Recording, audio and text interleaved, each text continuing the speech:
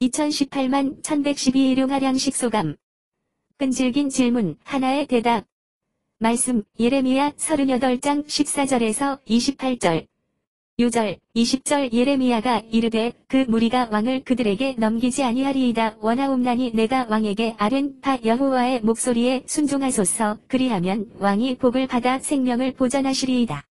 유다의 왕 시드기야는 사람을 보내어 감옥들에 잡혀있는 예레미야를 성전 셋째 문으로 데려오라 합니다. 주변의 참모들과 고관들에게 알리지 않고 은밀히 예레미야만을 만나기 위함이었습니다. 시드기야 왕은 다시 한번 하나님의 뜻이 무엇인지 예레미야에게 묻습니다.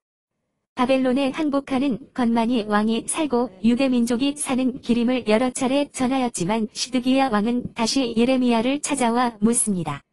이에 예레미야는 다시 한번 용기를 내어 하나님의 말씀을 진실하게 전합니다.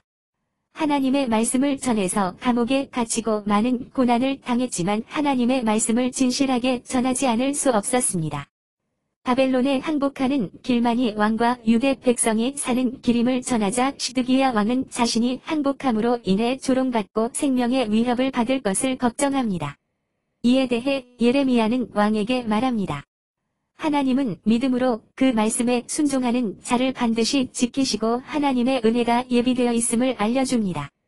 이어 시드기야 왕은 예레미야에게 고관들이 왕과의 만남에 대해 물으면 다른 말은 하지 말고 예레미야 자신의 무고함을 말하고 감옥에서 풀려나기만을 구했다고 답하라 시킵니다.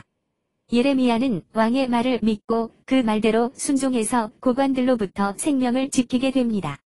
반면 시드기야 왕은 하나님의 말씀을 믿지 못하고 순종하지 않아 두 눈이 뽑히고 모든 자녀들뿐 아니라 유대 백성들이 처참하게 진멸당하게 됩니다.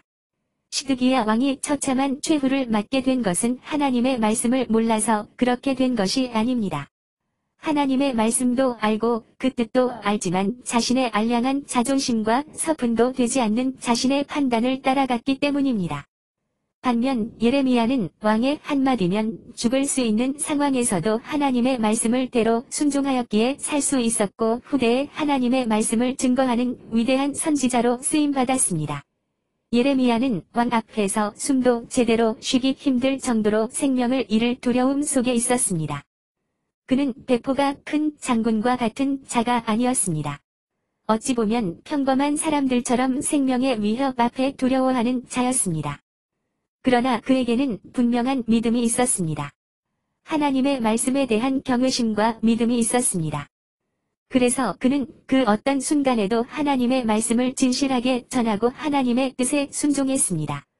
오늘 하루 저에게도 예레미야와 같은 믿음과 순종의 발걸음이 있기를 기도합니다.